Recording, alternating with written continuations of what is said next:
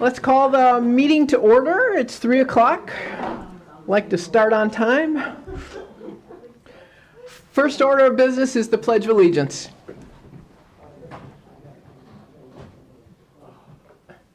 I pledge allegiance to the flag of the United States of America and to the republic for which it stands, one nation, under God, indivisible, with liberty and justice for all.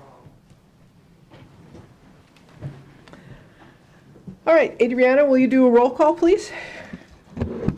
Betty Bishop, Rochelle Fuquay, Jennifer Hamill, Nils Omholt, Suzanne Ostash, Vito Pianello, Here. Phil Randazzo, Marcia Relier, Joe Silbernagel, Moira Smith, Here. Carol Thompson, Barbara Vansickle, Carol Weidenbach, Here. Kathy Western, Roy Wilson, Carol Weissman. That completes the roll. Thank you. Next up is item 4, adoption of the agenda. Anybody has any additions or changes? Otherwise, I would accept a motion to adopt. I'll make a motion. Adriana just picked 2 people. It'll be fine. Any further discussion? All those in favor say aye. Aye. Any opposed? All right. Next are the approval of the minutes dated from our July 26th meeting. I'd accept a motion to approve. I'm just letting Adriana pick who she sees there, so I'll raising second. hands is good. Any discussion, additions, corrections? If not, all those in favor of approving the minutes of July 26th say aye. Aye. Any opposed? All right, the next item, number 6, is public participation. This is the first opportunity for public participation. It's for those who wish to speak for a maximum of 3 minutes on any item which is on today's agenda. The second opportunity for public participation is for those who wish to speak on any issue. Anyone wish to speak in public participation? Going once, going twice? I end public participation. Next is a presentation from the Macomb County Veterans Services. I'm sorry Phil's not here because this is his most cherished agenda item, passion. But I'd like to invite Laura to come on up, introduce yourself, and give us an overview of what Veterans Services does. Is this on? Yeah, okay. I'll just bring it closer. Hi, my name's Laura Rios. I'm actually over at Macomb Community Action, Macomb County Veterans Services over at the Verkulen building. So I've been there 13 years. I've been the, as you would probably call the director, I call myself the chief of Veteran Services, and I've been the chief for 9 years now. So what I wanted to discuss is you have all little swag bags of little things that we offer, and we offer to veterans, we offer transportation, we offer a few things. The benefit book is dated 2018. They do not publish those anymore. I publish those. They, we have to download them electronically and send them to the printer. And until I'm out of my 2018 stock, I'm not going to make more just because one page might be out of date. Usually what's out of date is the anything with dollar figures, because the dollar figures always change every year. But I just wanted to give you a 10-second clip on what we do. Some of you might not have any idea what we do. So one of the gentlemen here just asked me about the Veterans Home. We have a new Veterans Home. It's in Chesterfield. It's off of Sugar Bush. People think I own it, I run it, and it's part of the county. It's not. It's a state veterans home, and it's not low-income housing. It's actually nursing care for veterans. There's a nice long waiting list already because this is the first veterans home on this side of the state, and when you have 800,000 veterans in our state, we have more than a few that would qualify to be there. So I'm not any part of that process except they're in our back door. So I have applications, I have phone numbers. There's actually a flyer in your bag. So if you want to call, if you want to volunteer, you want to take a tour, beautiful facility. You'll never see another nursing home like it because it does not look like a nursing home, nor does it smell like a nursing home, but it doesn't look like a nursing home. So it is very beautiful. Everybody gets their own bedroom. Everybody gets their own bathroom. They have the Hoya lifts for every single person, which in most nursing homes that's not available. But let me tell you what I do. So in our office, we have burial benefits for veterans and spouses of veterans when they both die. So we give a stipend to the veteran if their assets are under $50,000, and we give a stipend to whoever paid the funeral bill for the wife of a veteran or the veteran. The veteran has to serve wartime or 2 years peacetime. Asset limitation, $50,000 or less, and basically, you come in and you can get the $500 stipend. We see a lot of older folks that have no money, and they have no money to bury themselves. If you include that $500 stipend with DHHS's stipend, you're probably within $50 of paying off a cremation. You can be buried free at Great Lakes National Cemetery. The cost is zero. So we're very close to bridging that gap of how much it costs to bury our veterans. Something else we do, which we do a lot of, is service-connected disability claims. You might know a veteran, served in Vietnam, served in World War II, served maybe in the Gulf War. And if they were injured or they have something on the presumptive list, and more than likely all of you have heard of Agent Orange, because Agent Orange has been around for many, many years. But that's what we do all day, every day. We have 15 members of my staff, and it's busy, and we're very busy doing disability claims. The VA can offer you 2 pots of money, and this is for a widow or a veteran. So 2 pots of money that they could get monthly. This isn't a one-time deal, this is a monthly deal. So the first pot is service-connected disability. Doesn't matter if you win the lottery, you can keep your service-connected disability, and that's money owed to you because you were injured in service or you have a presumptive. The other pot of money is called non-service connected pension. It is to reimburse medical expenses. That's the easiest way to explain it. It's to help people pay for in-home care, nursing home care, or assisted living care.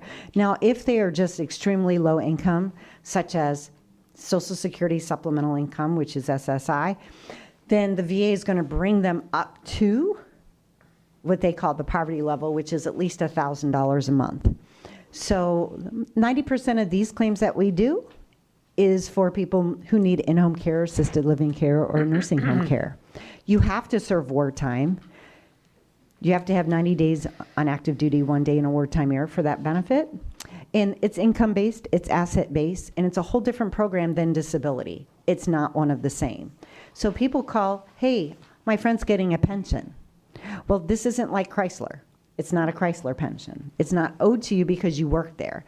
This is something that you might qualify to help reimburse medical expenses. The disability is something that's owed to you because you're a disabled veteran. But it's not like Chrysler. When the veteran dies, the claim dies, his money dies, it stops. Now, the widow could possibly get money from that if he died from a service-connected disability. So, what's the number one claim to the VA? Hearing loss, right? So hearing goes as we all age, just like eyesight, but hearing loss is the number one claim to the VA. Most people don't die from hearing loss. So if we have a veteran service connected, his money stops when he passes away. So some other benefits that we do in our office. We have something called the Trust Fund and Relief Fund. That is money to help pay for emergent needs. So it's a one-time benefit, not a monthly check. So if you have somebody that needs, gosh, a widow living on a fixed income, no money in savings, and her hot water tank goes, she needs a hot water tank. A roof is something that you plan. Usually that's a normal maintenance to a house. But hey, if a tree fell on it and you can't afford to pay for that and the insurance doesn't cover it all, then we have done roofs. Emergent needs could be car repairs, car insurance, lights, gas, you name it. People have asked for a million different things. I don't approve those. We have a committee that approves that, and that is our Veterans Commission. We have 7 members on our Veterans Commission, and they're all veterans. They review these cases. The trust fund is a pot of money from Lansing. They have their own criteria, and we have a separate committee that approves those. So 2 pots of money that could also be given out as a one-time need. So if you know of a veteran, or you hear of any veterans that, oh my gosh, I'm just not getting my benefits, or I got denied, or I got this, or I got that, we need to talk to them. Now, granted, it might not be something that happened in service. Because, you know, when you served in 1960 and you got out in 1962, and, you know, it's now 50 years later, you know, all of those conditions you have now might not be related to service. It is what it is. It needs to, you know, most of these conditions have to start in service. So, unless it's on the presumptive list. So, VA healthcare. VA healthcare is not insurance. So you've got your Medicare, right? Everybody gets Medicare, 65, and then usually folks might get a supplemental like Blue Cross, Happy Humana.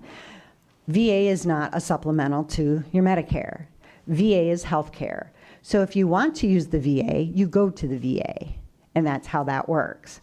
The VA is not going to pay your co-pays to your doctor that you just went to, or to your surgery, or to the ER. The VA is never a second payer.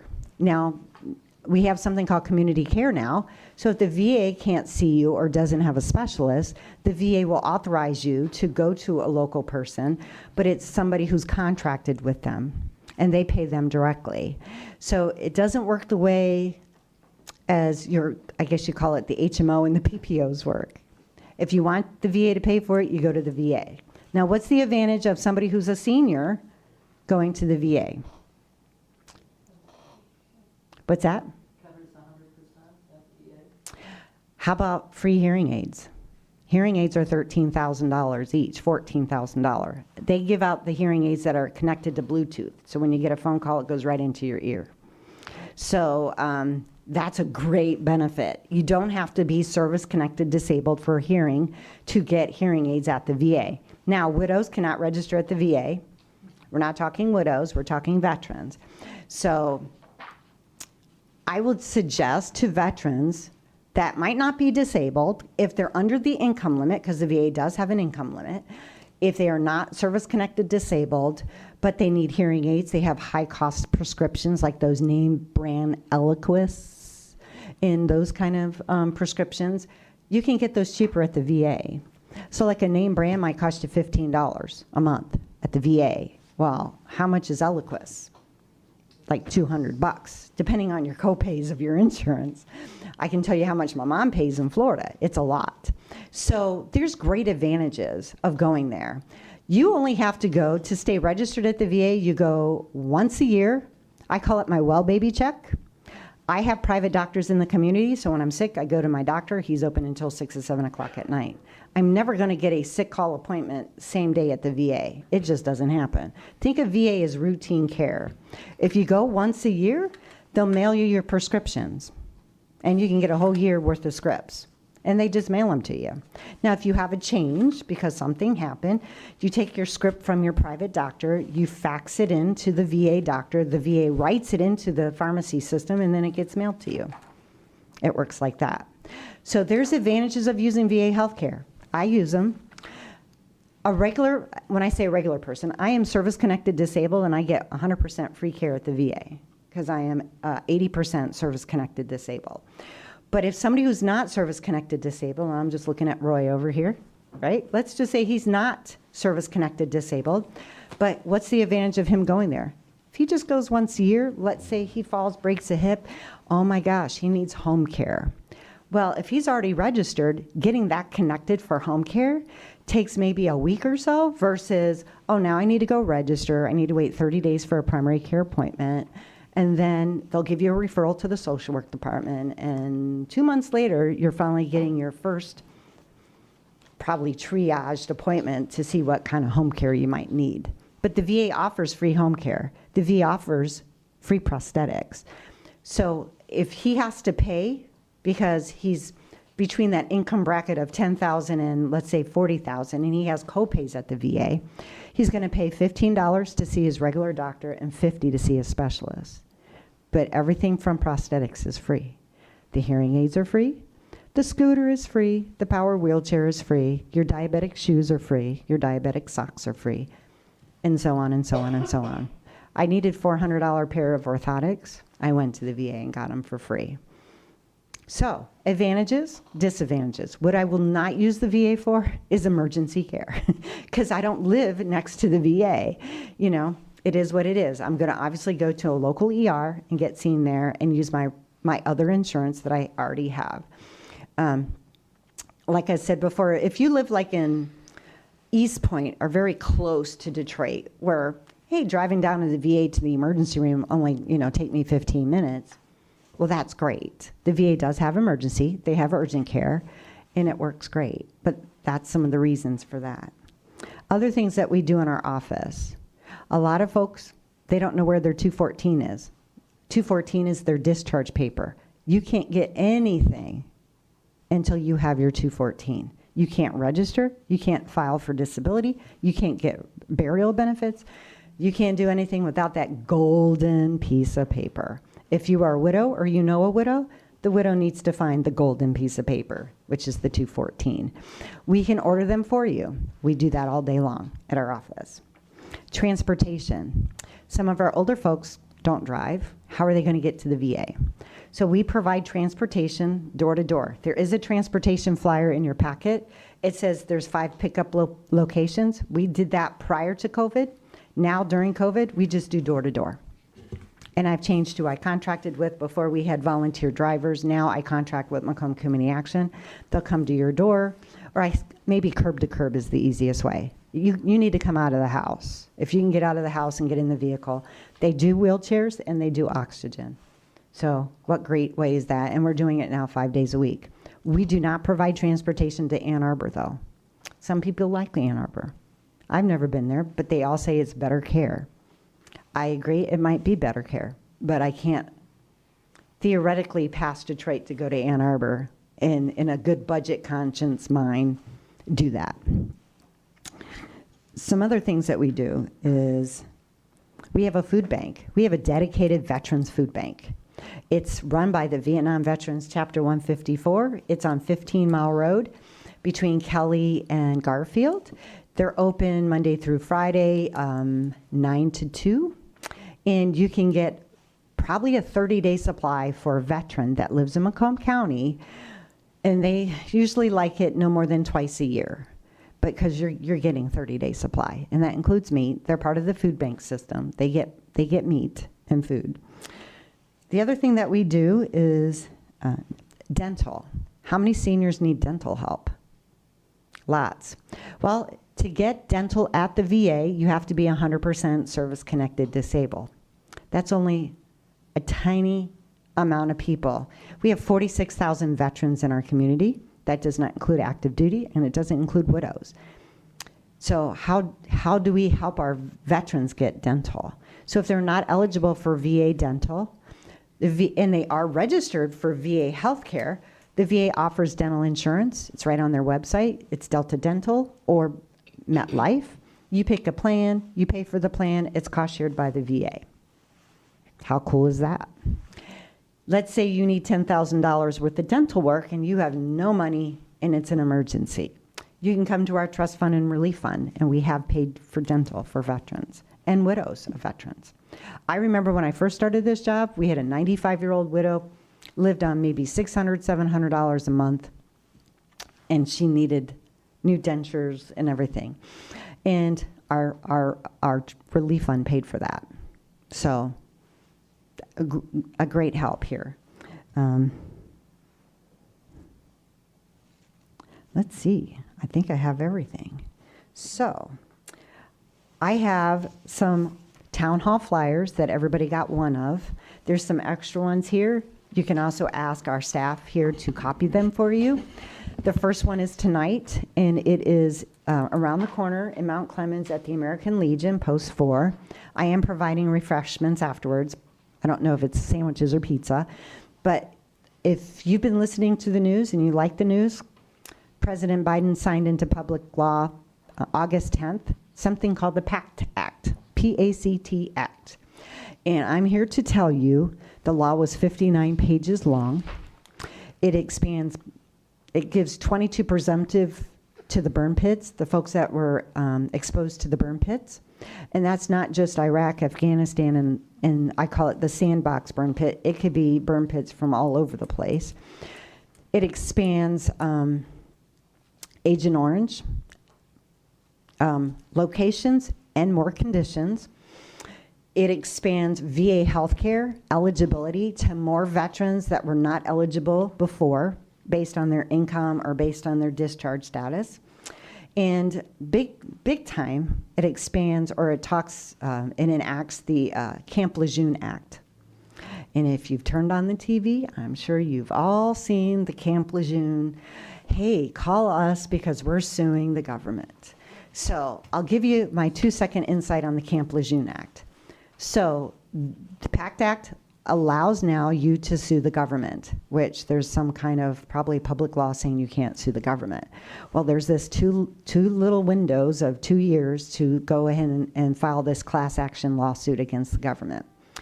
What's the advantages of this?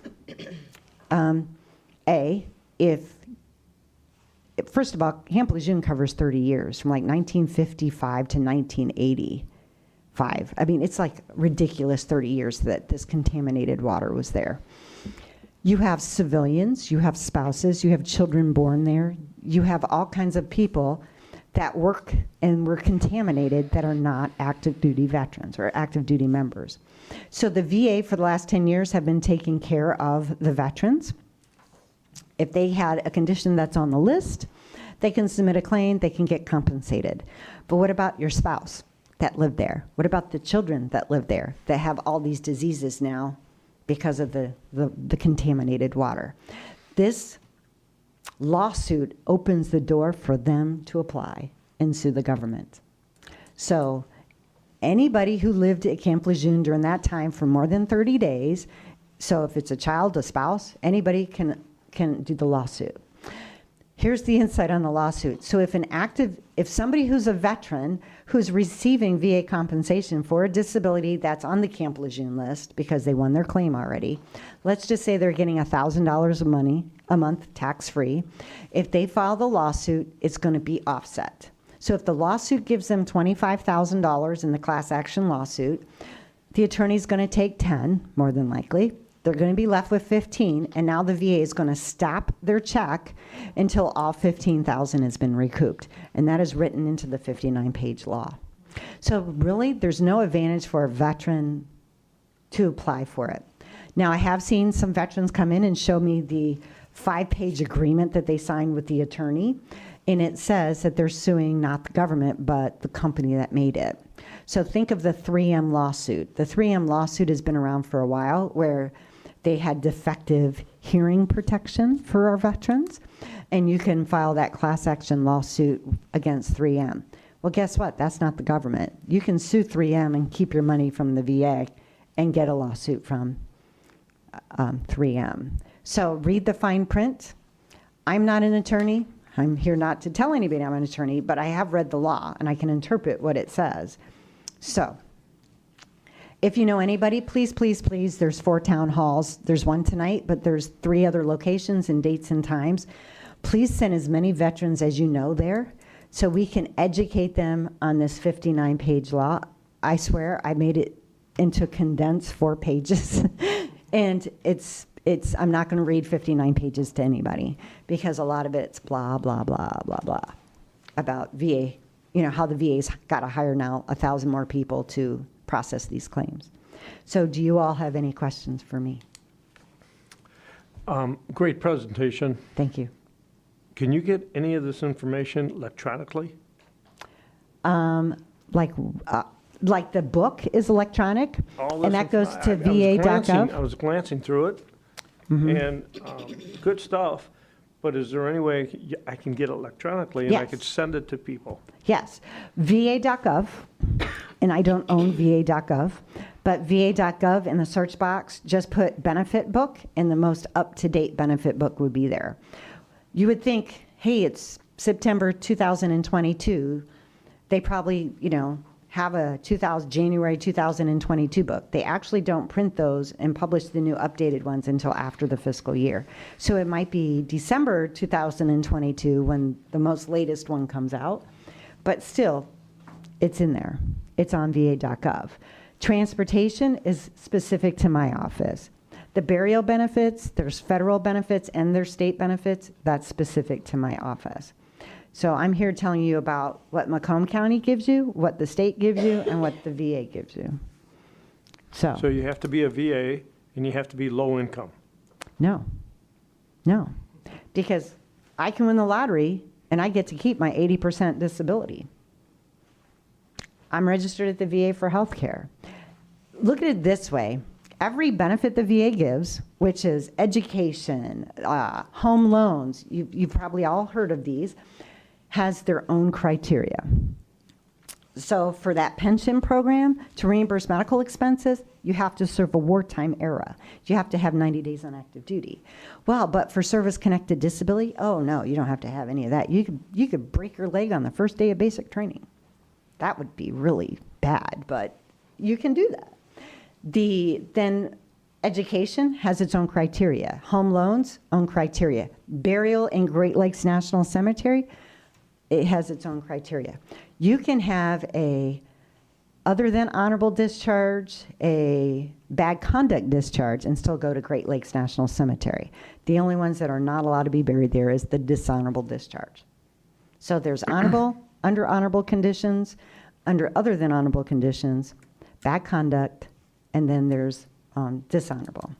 So my recommendation to you and everyone, I have counselors. They sit down with every veteran for at least an hour to go over what you might be entitled to, based on that magic 214 that says what dates you served, where you served, and all of that good stuff.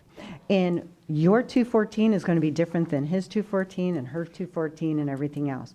And I can't just say, hey, everybody, just sign this document and it gets all your benefits, because it doesn't work that way anymore. Does that help? Mm-hmm. Thanks. You're welcome. Any other questions? I'm a walking encyclopedia. You are. You have such good information. So I just want to clarify for everybody. Because this happens to me all the time, I'm speaking at a group and someone comes up and says I'm a veteran or I'm the widow of a veteran, and I think I may be entitled to, I just give them Laura's number. Yeah. Because it is very complicated. But we have people in Macomb County who can help figure out if someone is eligible for what services, how that works, the whole thing. It's very difficult for us, as I will say, civilians, not connected to the VA system to explain all of this. But we do have a wonderful group of folks at the Macomb County Veterans Services who will figure it out for that person.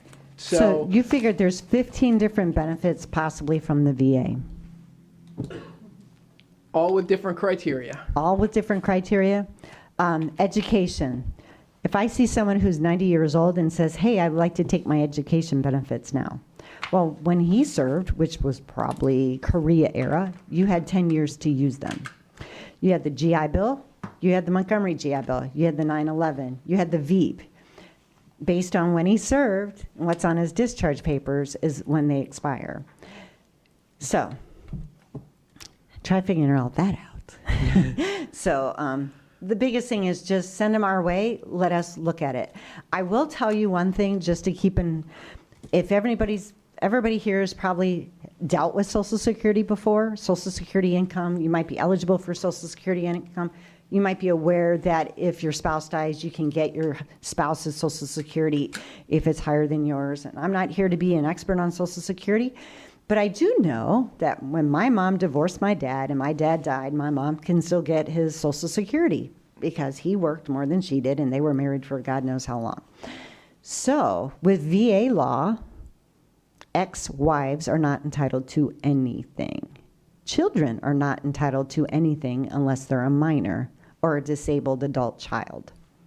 So that was deemed disabled before the age of 18. So VA law is a little different.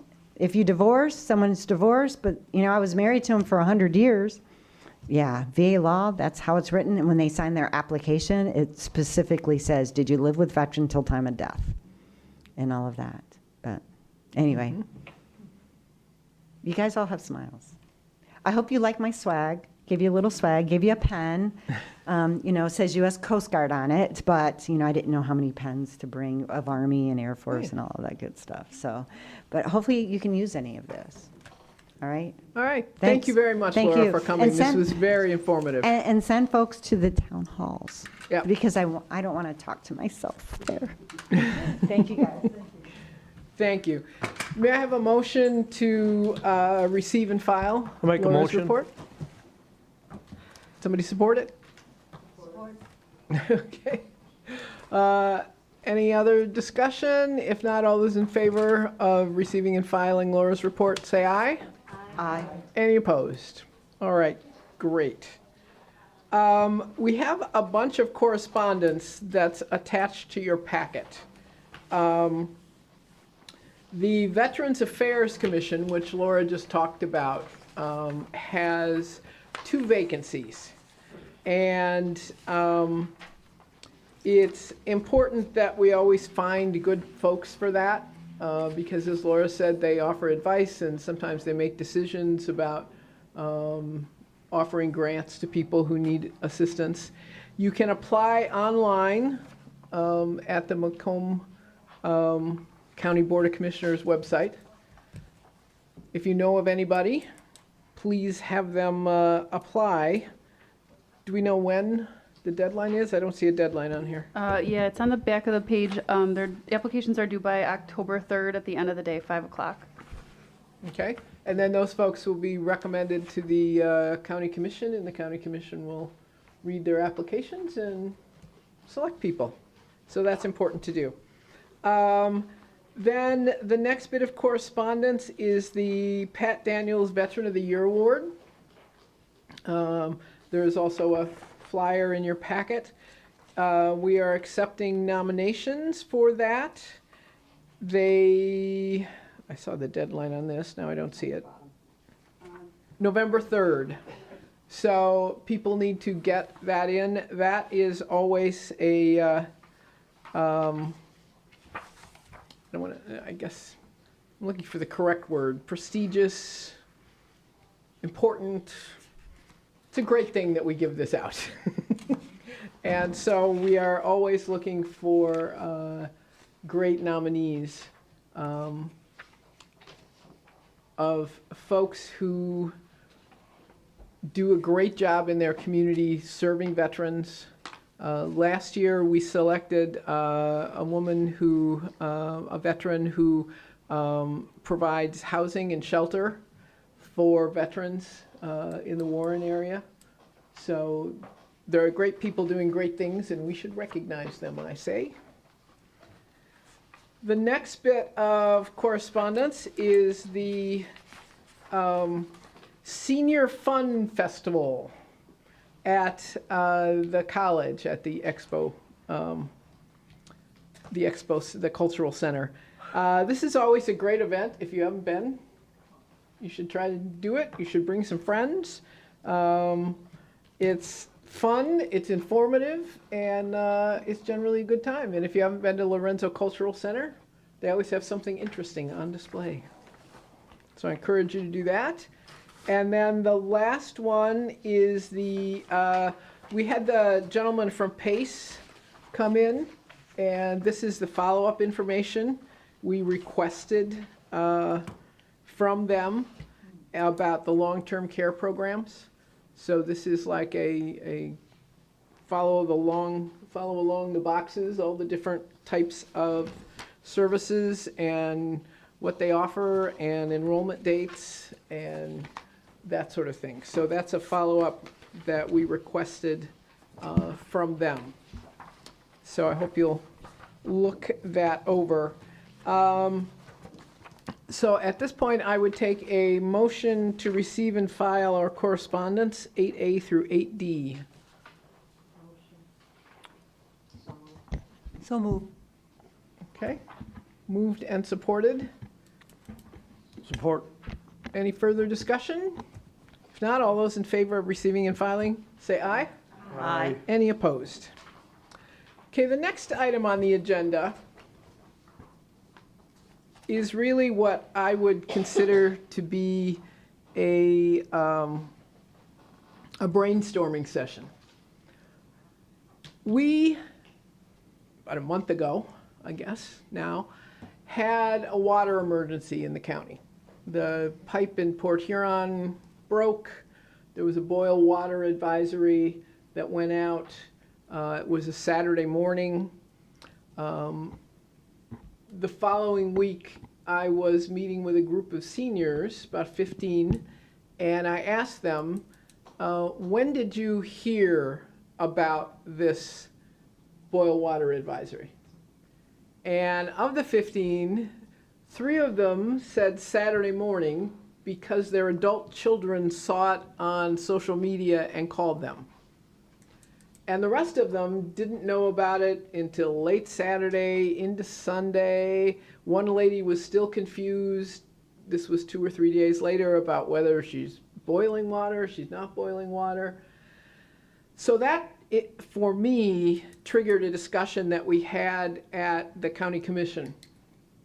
And we had the folks from Great Lakes Water come in and talk about their system of communicating and decision making. And we also had the county's emergency manager come in and talk about their decision making timeline and how they distribute information. And it was a very interesting discussion. One of, I think, the more interesting ones that we had. Great Lakes Water Authority will say that they, as soon as they figured out there was a problem, they got together, they tried to define the problem, and they shot that information out to the county emergency management coordinators in Oakland, Macomb, St. Clair. Our emergency manager said that they got the information, they figured out what was happening, and I'm not blaming anybody, I'm not saying anybody did a bad job, but they were trying to figure out what's happening, and then they say they sent that information out to each community's emergency management coordinator. And then each community is responsible for getting it out to their residents. Now that's in what it looks like. What I've sort of taken up this cause and have started asking around in Clinton Township where I live. So when did you get this information? How did you figure out how serious this was? What methods did you use to disseminate the information? And I know my colleague in Chesterfield, New Baltimore, has done the same sort of thing. And so what we are looking at doing as a county commission is to figure out, I don't want to say best practices, but figure out how we could do this better. This was a water main break. This was fairly innocuous in the scheme of things. But when you look at reports about possible terrorist things, it's always the electrical infrastructure and the water infrastructure. If this had been something really awful, if someone had poisoned the water, I'm concerned that we're not doing the best job we can do letting people know. And one of the most vulnerable groups of people are seniors, because they're not directly connected as young people are to social media. And so what I'm looking for here is there is no one method that works for everything. There is no one method. Some communities have text message systems where it comes out on your phone. Some have a call system. I know I sometimes get calls from the sheriff's department about a person who's wandered away or whatever. There's the Amber Alert sort of system.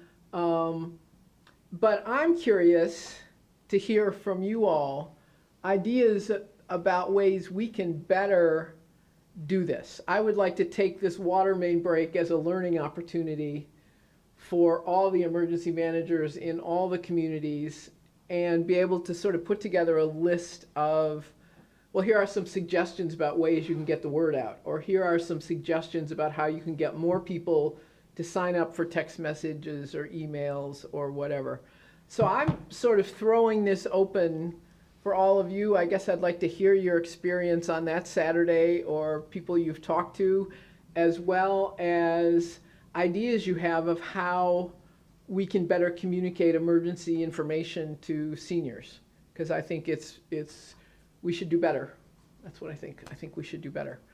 So I'm just sort of throwing it open. Adriana here is going to create a little brainstorm list, and then we're going to share that with members of the county commission and others. Let's start over here. Carol? I think it didn't affect me. It affected one of my friends in Shelby Township, and it went on for quite a while. I'm thinking, she's very well connected social media wise. I am not. It's okay. But I was thinking, I heard about it besides her. I heard about it through news media, mostly on TV, because I usually keep the radio or the TV on all day. And I would think I'm not alone as a senior citizen in doing that. But I think more PSAs and things, or something running along the bottom of the TV, whatever you're watching, just like they have storm warnings and stuff. This is even more important, because you said you went 3 or 4 days where people were drinking dirty water. This is not good. So it seems to me that besides the news media talking about it on the Channel 5 News and 11 o'clock, that's not enough. It's got to be a constant thing to keep reminding people and in front of their face. And if they don't see it at one point, they have to see it at another place or hear it at another place. It's a great idea. I got it pretty quick from Sterling Heights. They sent out a newsletter, and they've had follow-ups saying, these communities are safe now and so forth. Did they text it or email it? I think it was an email. Okay. And then I got some text from other neighbors that warning me too, so I got it multiple ways. But I would think, when they have tornadoes or something like that, they have the sirens go off. And if the siren goes off, even though you might not know what it is, out of curiosity, you might stimulate you to try to find out why the alarms are going off. That's a good idea too. Was there any one community amongst us that had a real good practice to follow? I mean, that sounds reasonable in Right, Sterling Heights. A couple of communities, a couple of communities I think did better than other communities. I think Sterling Heights did a pretty good job. I was personally disappointed in Clinton Township. I have signed up for receiving the texts and that sort of stuff, and I didn't get anything until late in the afternoon that told me I didn't have to boil the water. And I'm like, well, I didn't know I had to boil the water. So that's what we're trying to find out. We're trying to get a sense from all the communities what worked and what didn't work.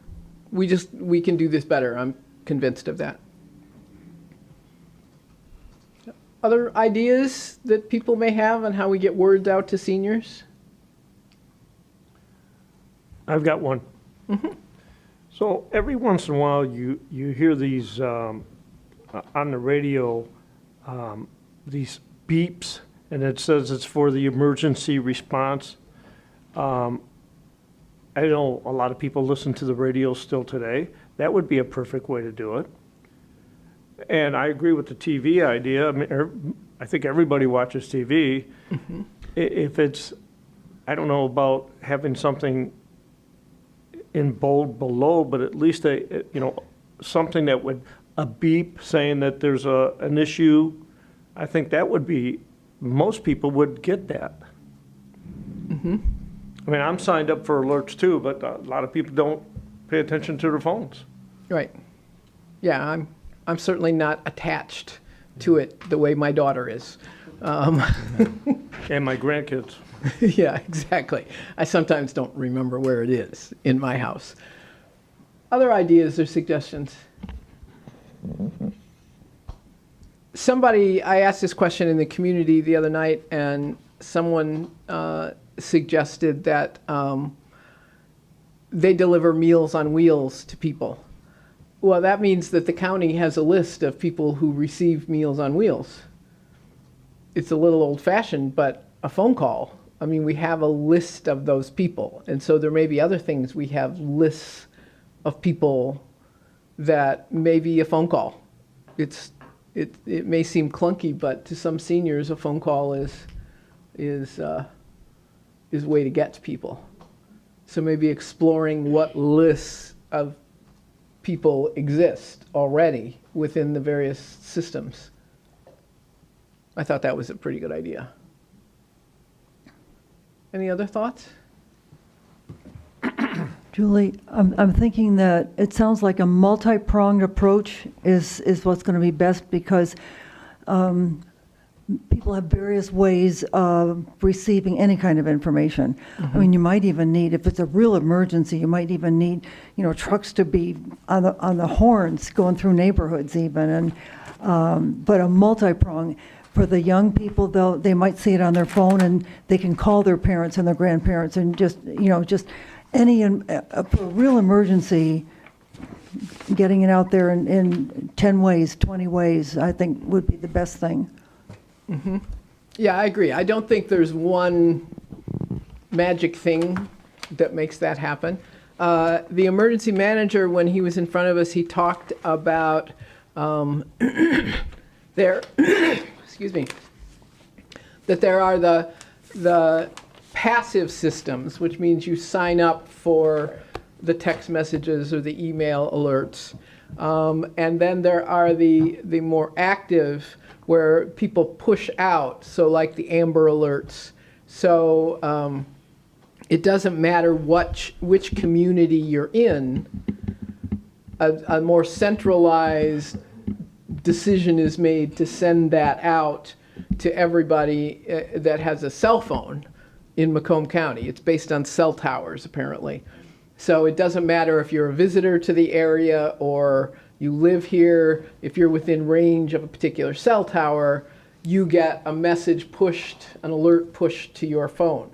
And the county is looking at upgrading their system to have the capabilities of doing that. We don't have that now, but that would require someone making a decision saying this particular emergency is worth that and this one is not, because if you ding people's phone too often, then they stop looking at it, which I thought was an interesting sort of concept. All right, well, I think this is a helpful discussion. I think the other thing we need to do, which is something I'm going to task all of you with, because you're out in the communities, is I think most communities do have an alert system of some kind, a text system or whatever. Really asking the local communities, how are you getting signups for that? Because it's one thing to have it, but if people don't sign up for it, you don't really get it. And I know every now and then there's like a push to get people to sign up, or I'll see something on Facebook asking people to sign up. But, asking your local officials, how do you get people to sign this up? You could put something in the water bills, you could put something in the tax bills, you could put something in the library newsletter. It's like the assessor's office when they mail out their assessments. I mean, we talk to members who live in the community all the time as part of local government. Let's figure out how we can continually encourage folks to sign up for the text alerts and email alerts, because there are a lot of folks that do get that, and I'm not even sure we've adequately covered all of those folks, let alone the folks who are not directly connected to their electronics. So, next time you see one of your city or township folks out there, you should ask them this question. I've started asking everybody I know these questions, and it's interesting. Sometimes people go, well, geez, I don't know. Well, we got to do this. We can do this better. I just think we can do this better. So, all right, well, thank you for this discussion. Adriana has a little list, and I'm going to share that with our colleagues on the board. But again, I encourage you to ask your local officials or even your local organizations. Does your senior center make a push to sign people up for text messages? Does your local community organization, do you have the forms available for meetings and events to get people to actually sign up? Because that would be the more we push this, the better, I think. So I would take a motion to receive and file this discussion. Make a motion?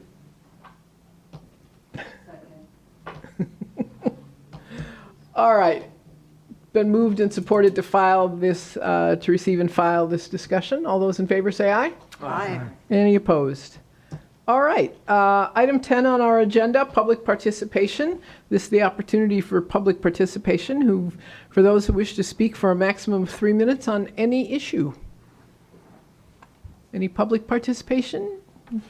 Going once, going twice, 3 times. Closed public participation. Now, item 11, comments from members. Anything interesting going on out in the community we should all know about? Anything you need to tell us? Brilliant ideas?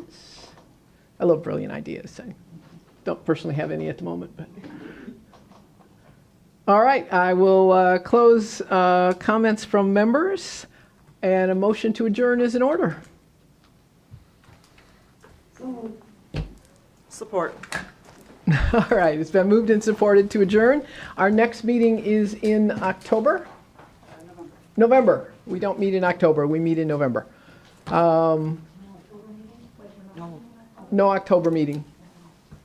All right, all those in favor of adjourning say aye. Aye. Any opposed? All right, thank you, everyone.